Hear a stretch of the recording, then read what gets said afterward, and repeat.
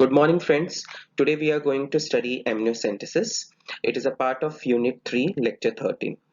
Let's see what is amniocentesis definition. Amniocentesis is a medical procedure which includes primary prenatal diagnosis, and it identifies chromosomal abnormalities, fetal infections, as well as sex determination. But in the current scenario, sex determination is been already stopped. Under this prenatal diagnosis, we try to remove or examine the fluid from the amniotic sac, from the uterus or womb, and do some test which is being utilized to identify this chromosomal abnormalities, fetal infections. For performing this prenatal diagnosis, ultrasound is a technique which is being used and which determines as a safe point to insert the needle to take out the amniotic fluid. Ultimately, this procedure is suggested by the doctor for determination of chromosomal abnormalities.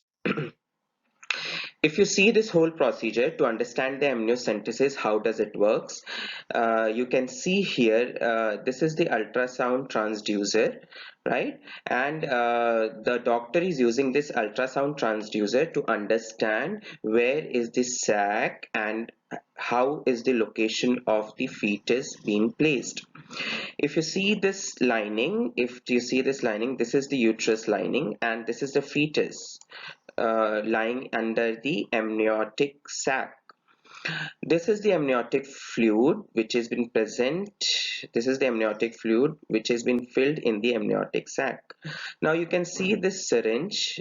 The syringe is being used by the help of this transducer, ultrasound transducer, and syringe has been placed very gently so that it can take out the amniotic fluid. So it's the whole pictorial diagram to explain that what is the way and how this amniocentesis is been performed. Now let's see what are the indications for doing this test. As in the previous delivery, if a person has a baby with chromosome or genetic conditions or a genetic condition or a disorder, this type of test as amniocentesis is important to understand.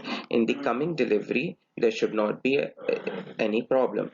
Second, if mother or father has a genetic disorder or they are a carrier of genetic disorder, amniocentesis test is being suggested. Or in the third condition, if there is a history of certain genetic condition in the family, this can be also seen as a point to move ahead for a amniocentesis process or a test.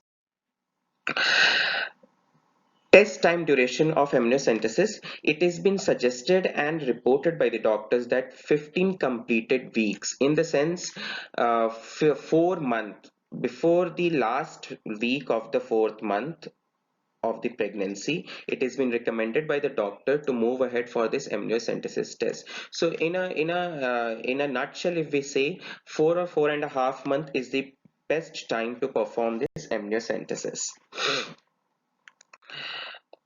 Let's see now the steps to perform amniocentesis. So if you see this whole process, this is the fetus, and as we saw in that previous diagram, this is an ultrasound probe or a transducer, and now this is a syringe by which they start taking the amniotic fluid. So under the guidance of this ultrasound, a sterile needle is being inserted through the abdominal wall into the amniotic sac to extract the amniotic fluid. In the second point, the amniotic fluid is withdrawn through this needle.